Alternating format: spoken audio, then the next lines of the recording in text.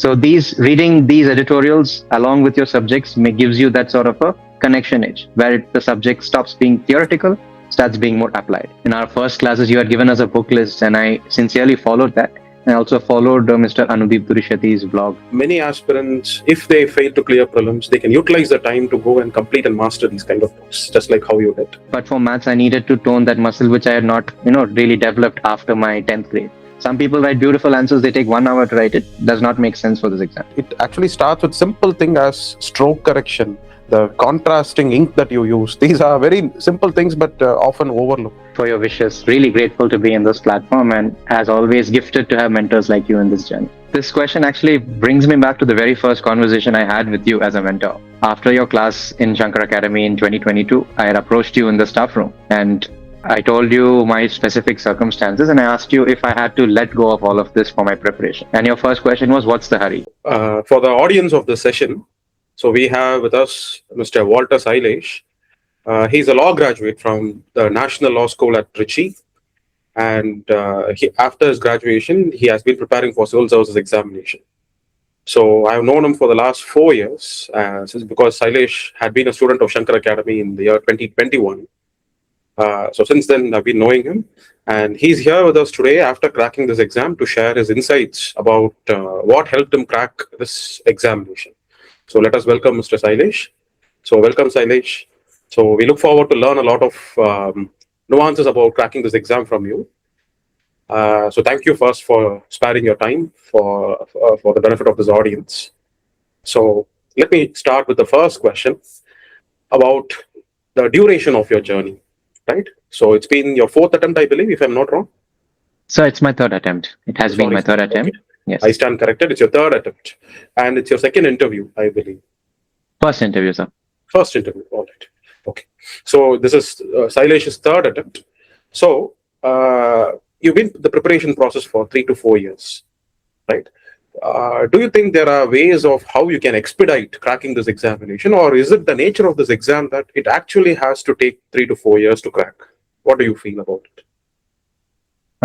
Sir, it's in my view, the 3 to 4 years that I had taken is very specific to me because I have always been doing something by the side.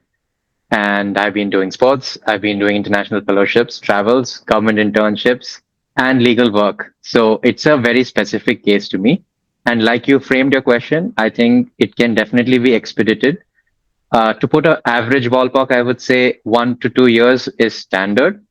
In exceptional cases, it can be even lesser, sir. That is my view. All right.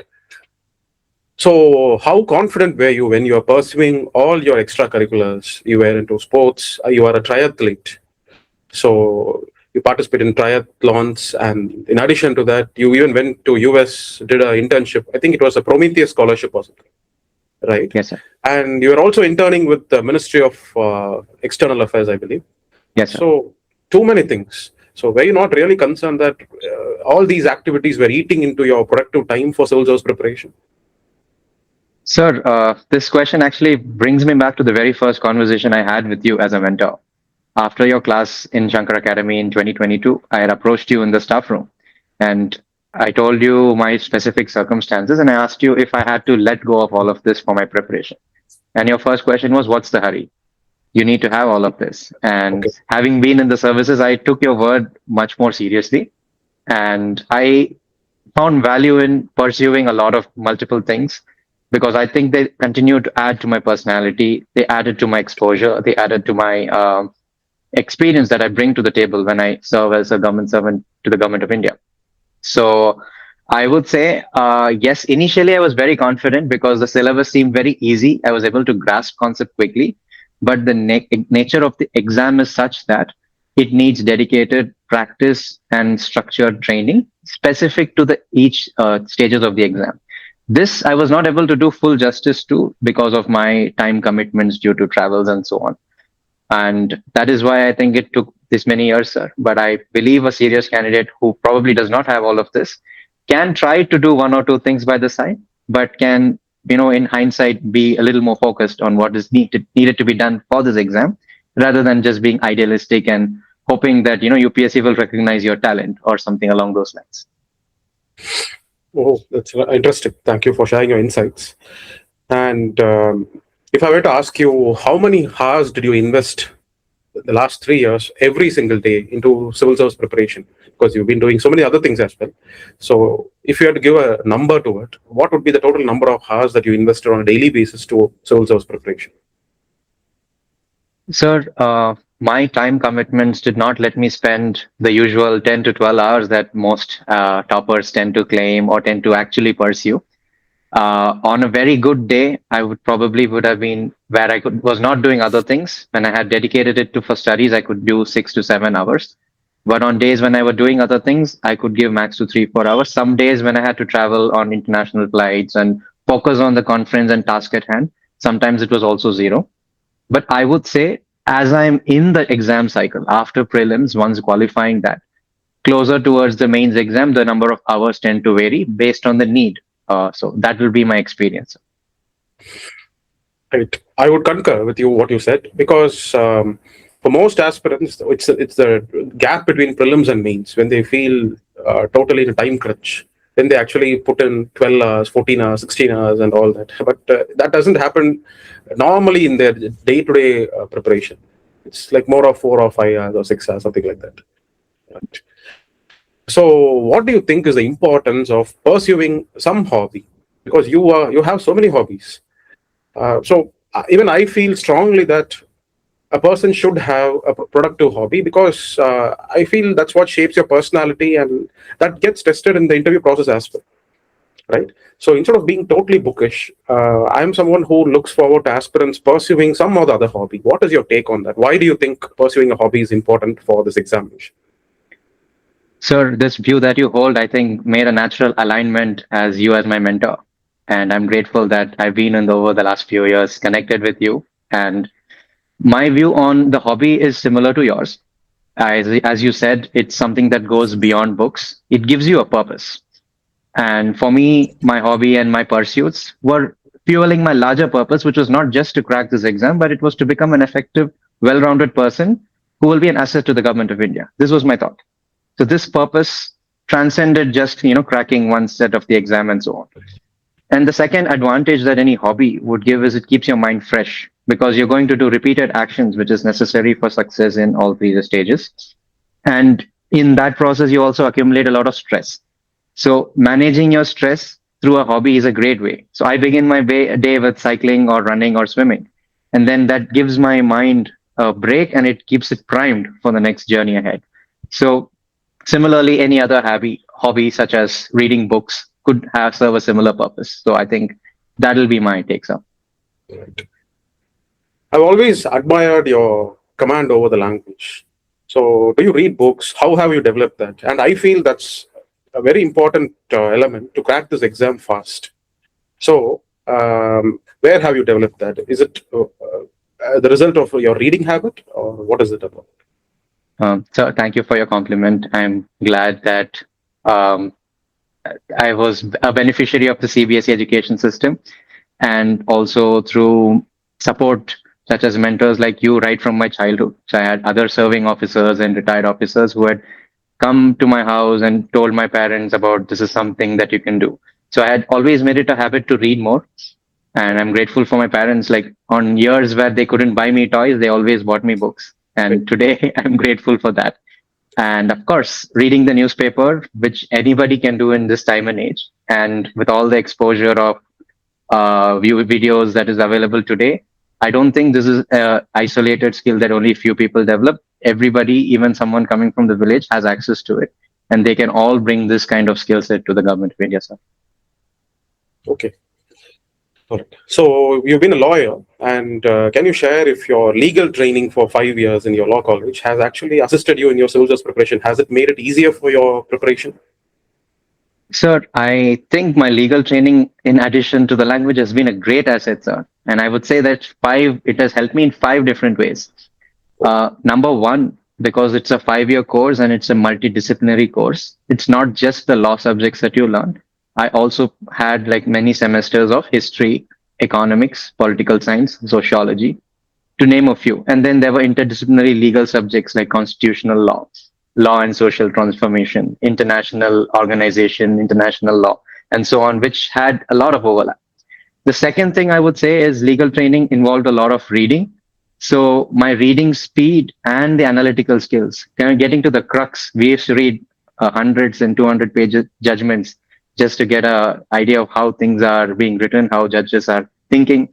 So that also helped in, cutting through the dense material that sometimes we may have to do for this prep, and also writing better answers in mains.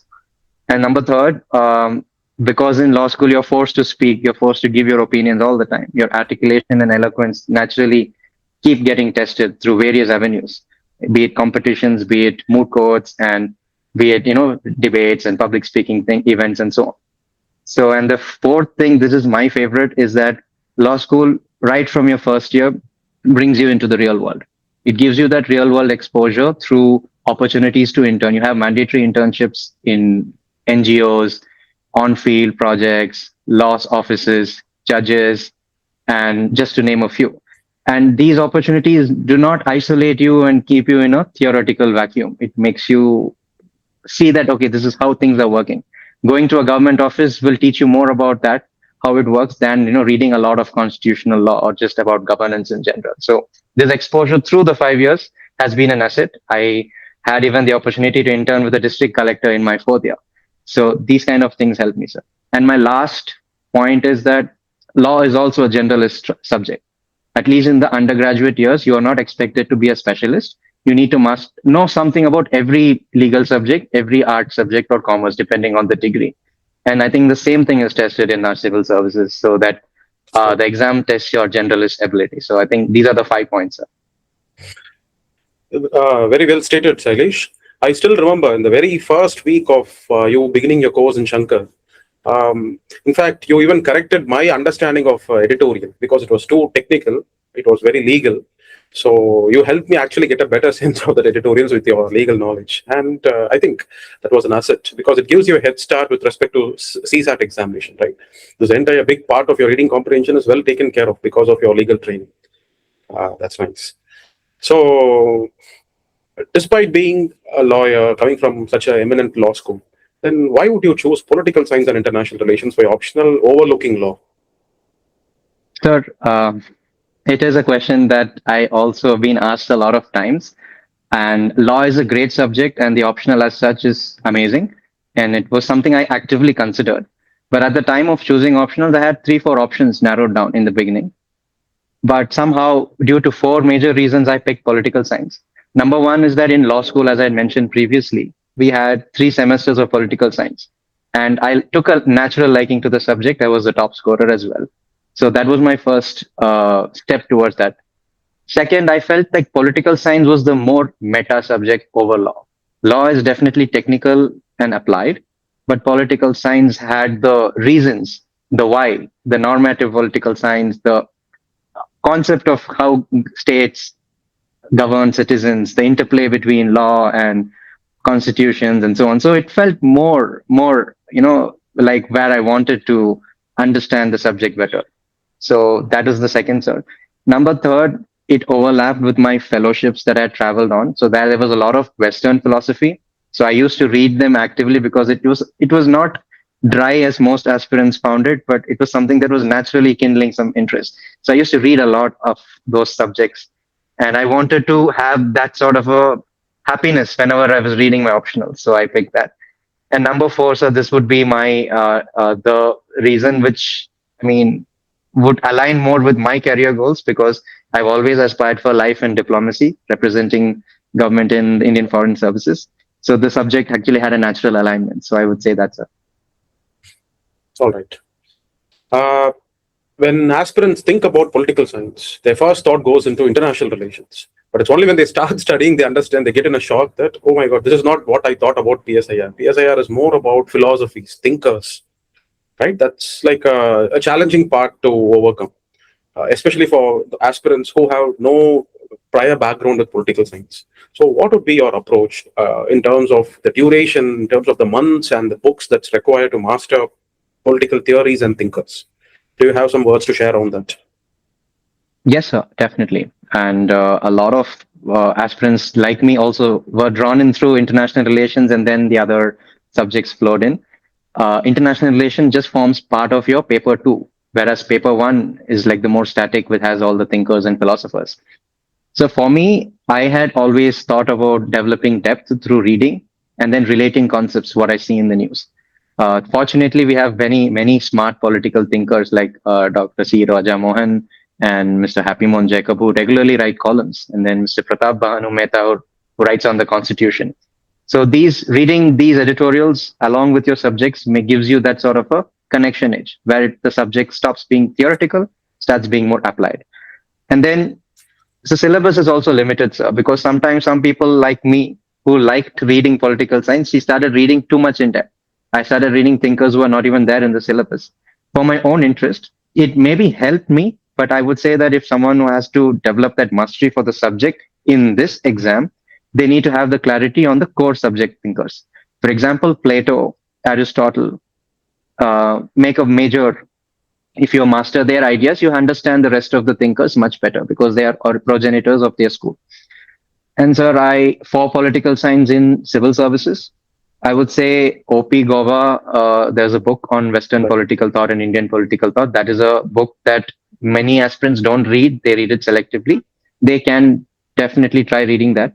They can read some of the prescribed materials in the undergrad subjects in BA political science from the top arts universities in our country, like Mr. Rajiv Bhargava's book, and then David Malone's Does the Elephant Dance. These all give that fundamental basis on the which you're even tested in the actual exam. So the professors who are going to correct your paper will expect this kind of a base. So the mistake I probably made was I started reading too much of Western university based books, which was actually marked down in our exam. So we need to have that clarity to read depth, but depth only aligned to the syllabus and the kind of questions which are being asked in the exams. All right. For other subjects apart from political science, can you please share your reading approach? Is it confined to NCRTs, or let's say for a subject like history, right? So do you confine your reading to only to the NCRTs, or do you refer things beyond that as well? Sir, my readings, especially for the core subjects in general studies, in history, has been mostly NCRTs. I remember once in our first classes, you had given us a book list, and I sincerely followed that. I also followed Mr. Anudeep Durishati's blog. His book list was also like a guiding star. I won't say I completed all of them. I tried to. I think Anudeep's book list is far ahead of NCRTs. Those are like next level of books. Definitely, sir. They are pretty like someone who needs AIR1 probably has to have that mastery, is my belief, even today.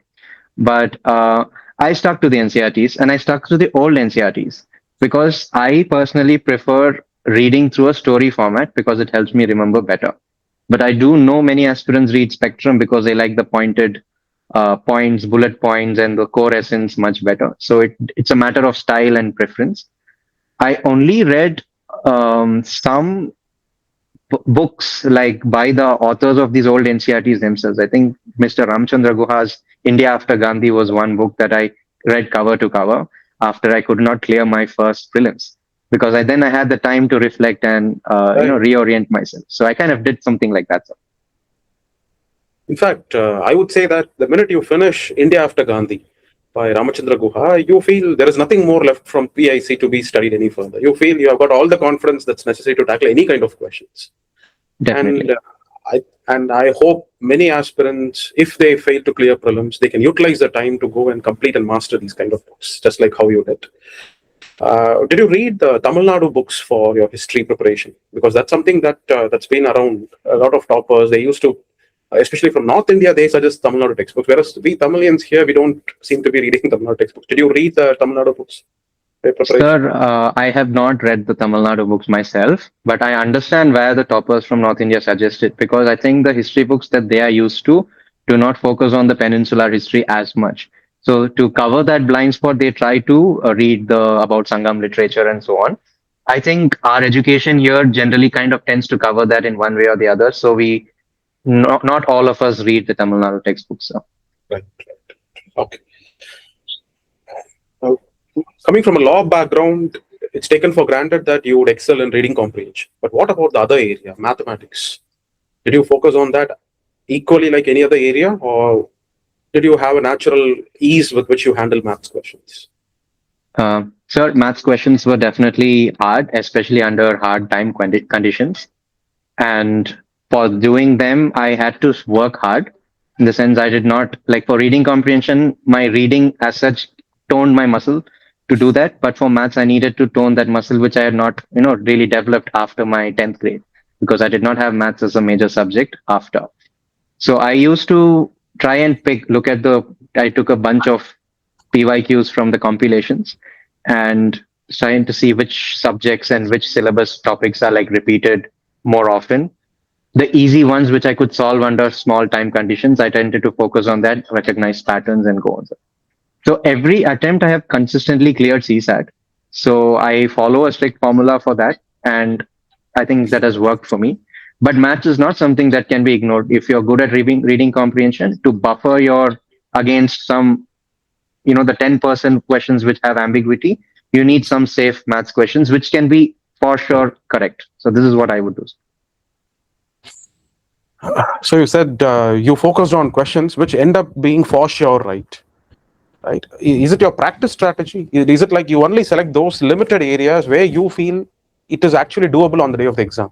Because for me, that used to be strategy. I mean, I wouldn't even care about the questions with 2 power 3,500 and all those kind of questions.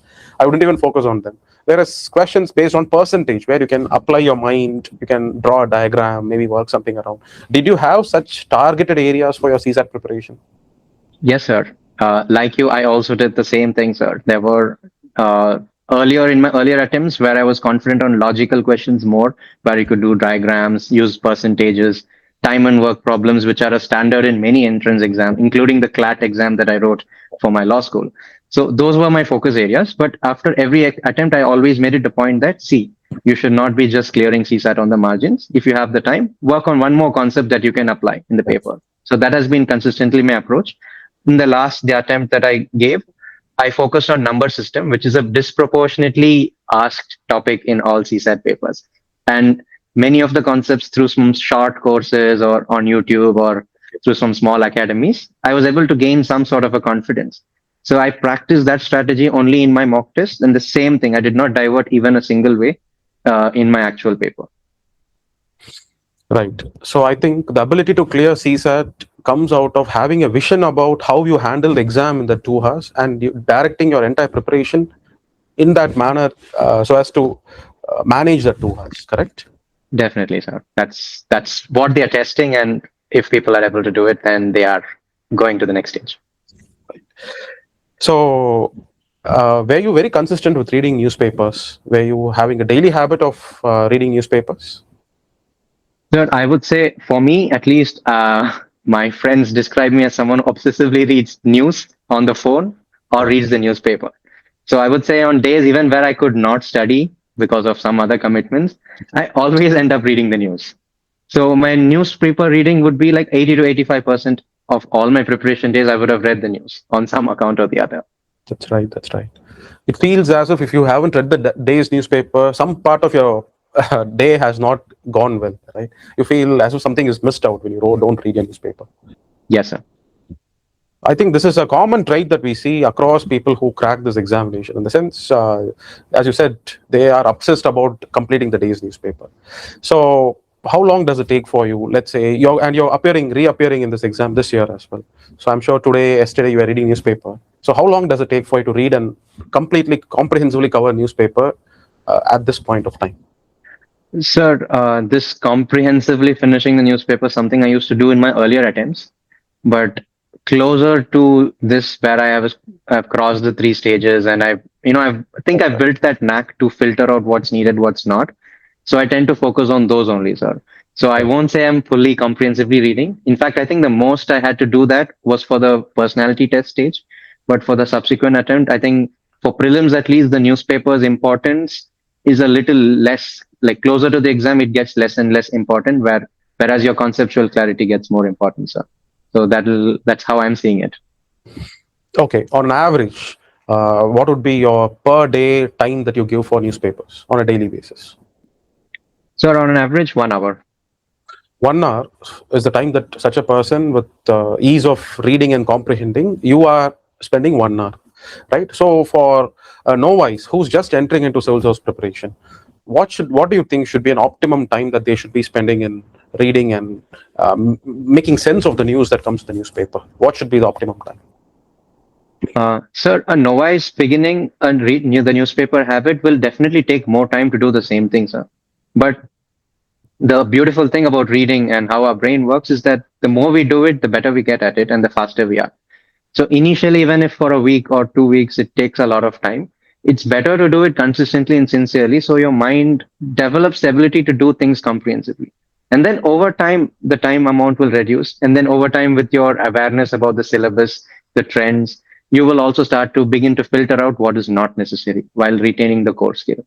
So if they spend 2, 3 hours initially to read even one newspaper, that's okay, but then it Okay. will come down is my view. And now I read 2, 3 newspapers in this 1 hour. So like I read Hindu, I read Indian Express majorly, and then I look for some foreign journals like Economist and so on to see Right. if there's anything different that they're saying.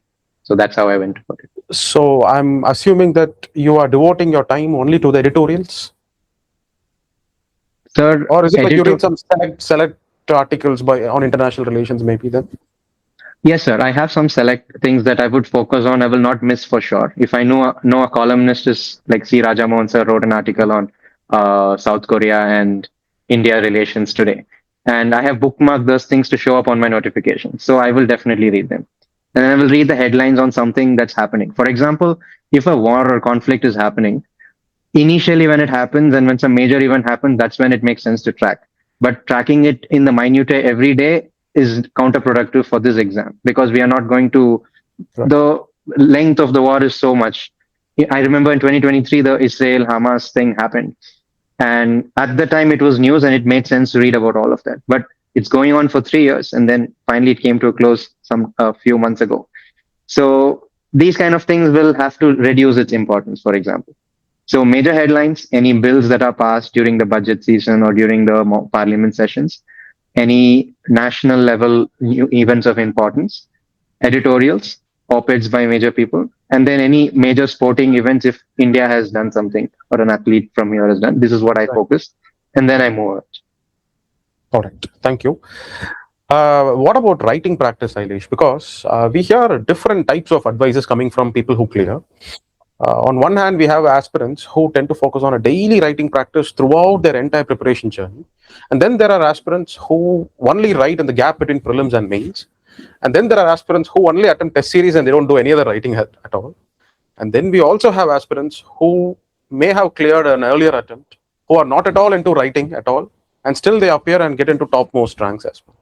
So it's kind of a jinx in the sense we're not able to say what exactly is a strategy as such. Can we know something about what are you doing throughout your preparation process to increase your writing skills? So the four categories of people that you mentioned, what I am hearing when you say that is that each person has a different skill set and a skill level in the specific way of writing answers by holding a pen on paper. So depending on your skill level, you will have to write more or less. In my experience, I did our law school, our term papers, most of the things were typed. So I think after that 12th, handwritten things reduced a lot for me. And so my muscle memory for that was quite weak. And then this mains also needs a specific mastery where you need to write 150, 250 words under specific time limits to complete the paper in a specific way, focusing on keywords and so on. So for mastering this particular thing, you have to think of it as a skill. So people who have not mastered this, for them, daily answer writing will build that muscle. So they will initially take a lot of time to write the same answer. And then you need to build that skill. The muscle memory will eventually adapt, and then you can start writing faster. After doing like one level of doing this, you don't need to always do daily answer writing. You just need to do them under time conditions. Time conditions help you simulate what you will actually do in the exam. So that'll break the inertia. Then second, it'll also help you learn the skill under time conditions. Some people write beautiful answers. They take 1 hour to write it. Does not make sense for this exam. Now, what I did was I started with the daily answer writing during my first mains. I wrote in my own style, which was more comfortable to me to complete the paper, but I did not develop the skill that was necessary for this exam. In the subsequent attempts, I think I adapted and I learned more. Also, my experience in the government taught me that answers, they're not trying to look for eloquent answers with a lot of lovely language. They want efficiency, expediency, and they want to know whether you can take quick decisions and have clarity of thoughts in that point. So my answer writing style also shifted. So uh, test series is definitely a good way to practice your exam conditions. In the last attempt, how I looked at it was I blended my interest in sports. So for practicing sports, we do some timed workouts, and we had 3 hour blocks for that, where you needed to simulate certain heart rate zones, certain power zones in your cycling, and so on. So I try to adopt that sort of the endurance I built there into this. And in test series, I started looking at mains, where you write 9 papers over a series of 5 days in that format. So there, simulation matters. So there, your skill is there, your energy is there. Now you need to target it towards specific things, sir. So that's the way I think as you progress in the each skill level, you move from daily answer writing, then you move to the timed, then you move under test simulations, and then people who have given multiple attempts tend to already have this inbuilt. So looking at them, a fresh aspirant must not be like, okay, the topper is only not writing, so I will also do the same thing. That may not be a fair comparison. So this is my understanding, sir. Right. Thanks for clarifying. Yes, that's how slowly the competence with respect to writing is built. All right. So, tell me three important qualities that you now believe are required for any aspirant, irrespective of their past, irrespective of their strength of their schooling. Three core qualities that are needed for an aspirant to crack this examination. So my three qualities would be number one, having a vision and purpose, which directs you and grounds you throughout this exam. For Vision me, and it purpose was about a service. You mean? sir, service could be one. It could be also the work you want to do in the society eventually. Because this exam is also not that every aspirant who sits for it might clear it. You need to have something that goes beyond in case, that pushes you beyond failures, pushes you beyond some shortcomings that you may not have anticipated. So my vision was always I wanted to be representing our country on the global stage. Right. So that grounded me. So even when I could not clear 1 2 attempts, I still went on international conferences, went on fellowships, represented India proudly. So these kind of things helped me ground and also, redirected me in towards when I had attempts and things in hand, it got me through. The second thing I would say is persistence, sir. This is not an exam cycle that rewards someone who just wants to give a one off, one shot. I will just write it because people are telling me to do it. And if it works out, great. If it doesn't work out, not great. It needs persistence across months, 3 different skill set, 3 different types of things, and then this may repeat over here. So that is definitely that sort of an attitude is needed. As a sports person, I think thought of always when you fall down, pick yourself Resilience. back up. Yes, You need resilience for this examination. definitely, sir. Resilience is much a better word. And the third thing I would say is delayed gratification, sir. In today's world, I think it's very easy to get what we want. So one can just log up on any app, or even ordering food has become so easy. Easy. In that sense, this exam, which tests your endurance over many months, you will be later tested on in real life conditions. Sir, you've been in service, so you probably understand this That's right. more. Yeah. And I will also experience this in a few months. But that muscle to build delayed gratification, overcome distractions, overcome all the things that's stopping you is also necessary. So that'll be my three. It's a very interesting 3 points that you have put in. Right. It's more about it's a philosophical take on my question. In the sense, you need to have a vision. You need to be able to pat yourself on the shoulders every time you fall. So yes, very interesting 3 points that you have put forward. After your failure in a mains examination, what introspection went inside? I'm sure on the day when you search that PDF and you don't find your name, it's heartbreaking. I understand that. But what was the next immediate remedial measures? What was the introspection that you invested in that helped you crack the successive beats? Yes, sir. Just looking back at that time, it was kind of hard to process because in my own perception, I thought I gave the best I could. I completed all the papers. I wrote in the best language that I could have. All of these things were running in my head, and couldn't comprehend what happened. But introspection, over time, you sober up and you understand that something needs to be done. So usually, if in mains you do not qualify, there could be two major reasons. Either it's your content or it's your presentation and style. So if it is content, I think what one has to do is plug their gaps. Some syllabus things may not have been covered as well, may not have had strong answers, may not have had good content. So read, revise, and plug gaps through syllabus would be the remedy for that. And in terms of presentation and style, which seemed to be my issue for the most part, is that my style and presentation were very egocentric, or very, like, I felt happy writing the answers. But it's not necessary that someone reading it was very happy about it or is able to understand what I meant, which is what is necessary for this exam. Because ultimately, the exam is someone else is reading your work. And then once you become into a civil servant, you're not doing work for your own gratification, you're doing it for the society and the public. So I adopted this kind of my methodology, like, okay, it's a public facing job. And I changed my style completely. What I did was I looked at topper copies. I saw what is the structure that worked.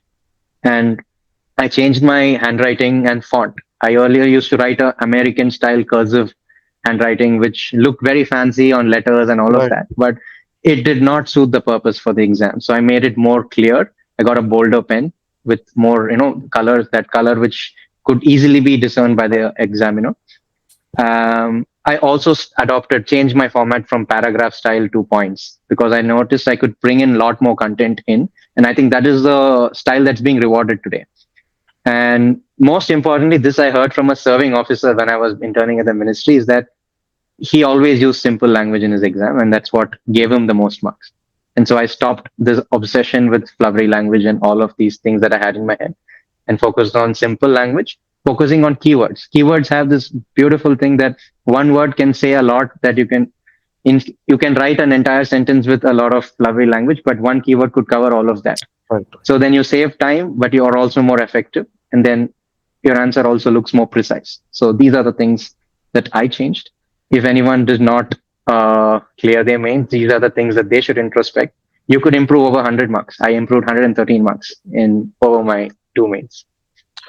Definitely, the point that you mentioned about the need to introspect on handwriting is a least focused aspect for many aspirants. In their obsession, they want many aspirants after their failure in mains, they start strengthening content.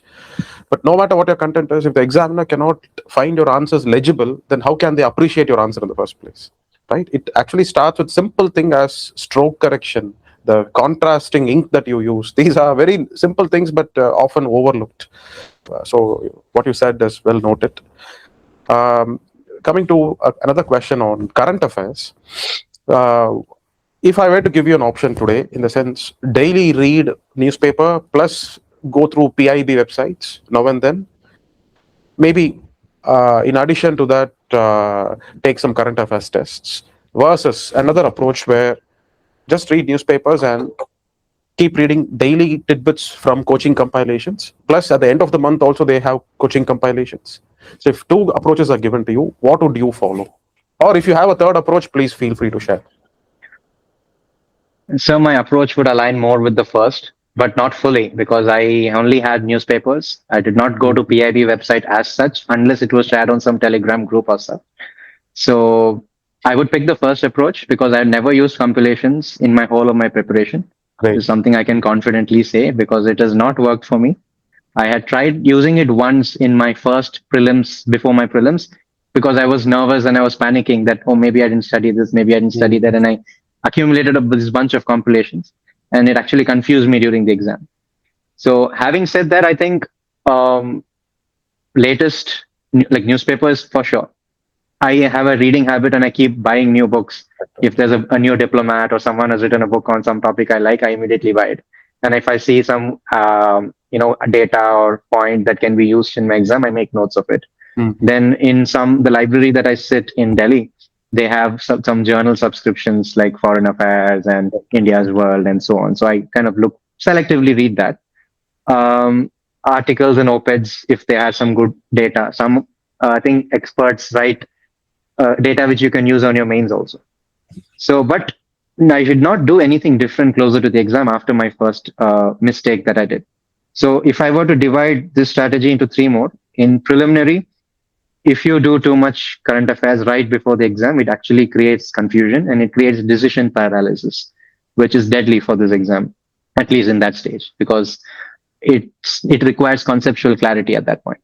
But mains, on the other hand, even CA right before the hour you're stepping into the exam hall helps, because all the current affairs floating in your head will somewhere help in some value addition, some point, in Yes, sir. some place, in some of the answers, and it stays in your consciousness. So I think reading some CA, get some tidbits and all of that during mains is an approach that I think I will follow in my subsequent attempt as well, because I've seen it help a lot of people.